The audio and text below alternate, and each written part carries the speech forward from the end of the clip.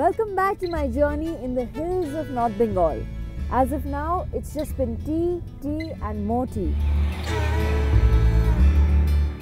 I started off from Siliguri in the morning and took the NH55 on my way to the Bijanbari tea plantation. It was a beautiful journey through the forests, the tea gardens and up the steep Pankhabari road. Bijanbari, which should be on the must-visit lists for all travellers on this route, is one of the most famous tea plantations in the world. And there I met the king of teas, Raja Banerjee.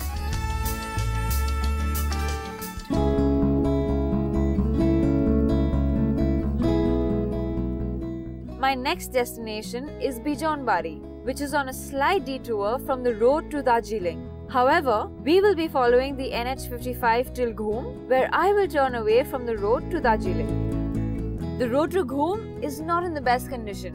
In patches, it has some really bad potholes. But in other places, the quality of the road is quite good. All along the route, we passed tiny villages and marketplaces, which though charming, also increase the traffic. Another unique aspect of this route are the rail tracks of the toy train, which run alongside and sometimes even through the middle of the road.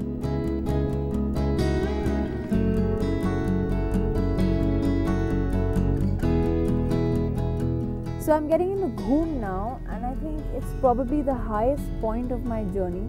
It's only when you come to the hills you realize you can actually experience extreme weather conditions. It was hot and I was sweating when I was in Bijanbari, and now it's misty and foggy and I can feel the nip in the air.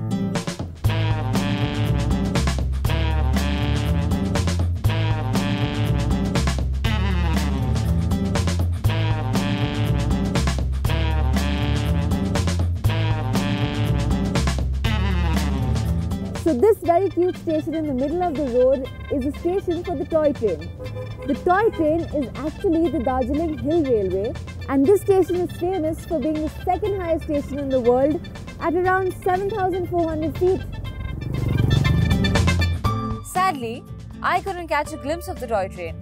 Due to recent landslides, it hadn't been plying on its usual route from New Jalpaiguri in the plains.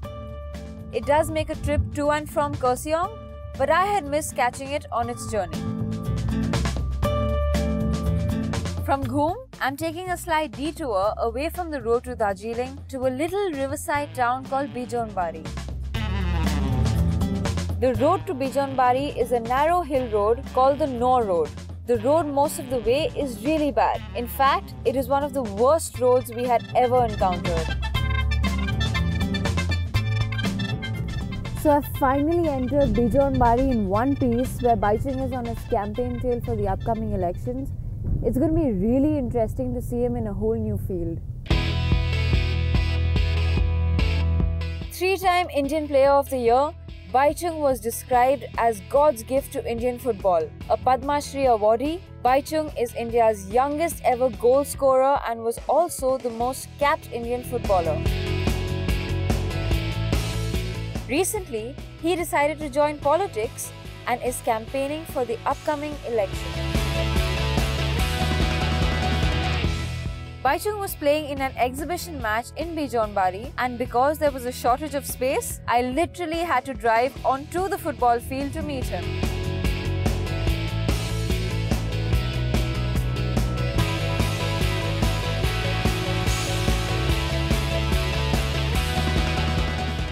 I'm watching Baichung play football live in Bijanbari. Do you really think that was possible? I didn't think that was possible.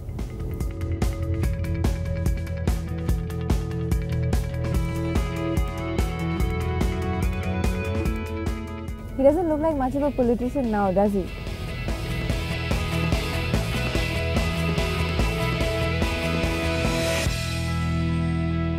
So I finally found Baichung. After that huge, long, crazy drive, it was completely worth it. First things first, you don't look like much of a politician right now. You look like the old Baichung we're all used to. How are you enjoying being a politician? Little difficult, definitely more than a footballer, but it's something new. I've gone into it now, but I never realized it's so difficult. I used to always sit in a sofa, listen to all the political debates, criticize the politician, but when you're one of them and doing just an election campaign, I think itself is a big challenge. So you don't think you're ever going to criticize a politician again, are you? No, I think you need to criticize. I think when it comes to accountability and being honest and, then I think if they are not, then you've got to criticize. I think it's important that politicians should reach out to the people and look at their problems. I'm not saying that being a politician after winning it, I'm going to solve everything. But I think it's important that people should ask for accountability, because you've seen Darjeeling, it's been ignored completely, and you complain about your long journey and difficult roads. So these, I think, basic things in the hills are missing in terms of water, in terms of roads, in terms of schools, in terms of dispensary, healthcare. I think these are things which we need to really look after it. So I'm in Darjeeling after a very long time. I came here when I was really young. Okay. So what do you suggest I definitely should do before I go back? I think the most important thing, and every tourist does it is breakfast in Caventers, and also don't miss to walk in the evening around Chaurasta. Those are the two things I should do? It's very beautiful. Those kids are playing football there, and I've seen you play football all my life. You think I can manage playing football? Why don't you give it a shot? Come on. With You you, can try really? it. Yeah. I think it's going to be great.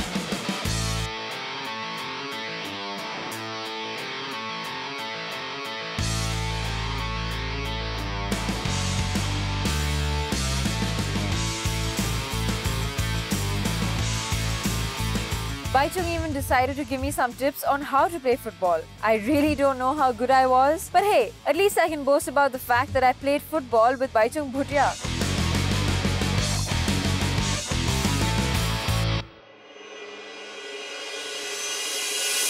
By the time I finally reached Darjeeling, it was late at night.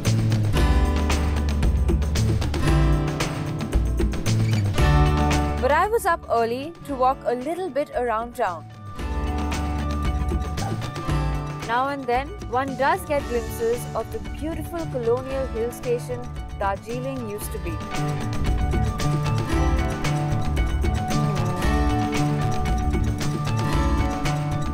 So Baichung asked me to check out Glenaries and Caventers, but I've chosen to come to Caventers mainly because of the view here. On a clear day, you can actually get to see the mighty Kanchenjunga. I'm going to check out Caventers now.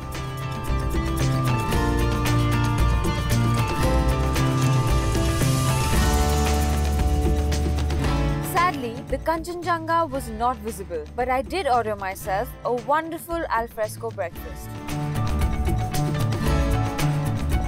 I even met up with an American traveler called Max, which was definitely better than eating breakfast on my own. What do you think the people here are like? The people here are awesome. They're so nice. They have really warm hearts. And I think especially mountain people. It's like a really close-knit life here. It is. It's a very close-knit life, and it's small, so you end up being warm with whoever you meet.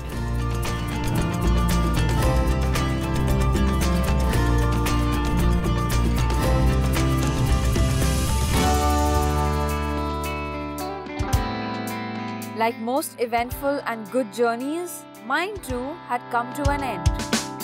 It had started following the NH55 through beautiful sal forests and tea gardens, and it continued up the steep and winding Pankhabari route. We crossed towns and busy marketplaces with the tiny toy train tracks accompanying us up till Ghum. Smooth most of the way, with some potholes thrown in to jolt unsuspecting drivers, the NH55 had been a joy to drive on. Though from Ghum to Bijanbari, the tiny Nor road gave me and my car many a scare because the road was in such a bad condition. What also made the trip special was that I was coached by two masters. One coached me in the art of tasting tea, and the other coached me on playing football. I might not have been the best student, but it was certainly great fun. Overall, this is a trip we recommend that you take, because I, for one, am certainly going to be back. If for nothing else, but that drive in the morning.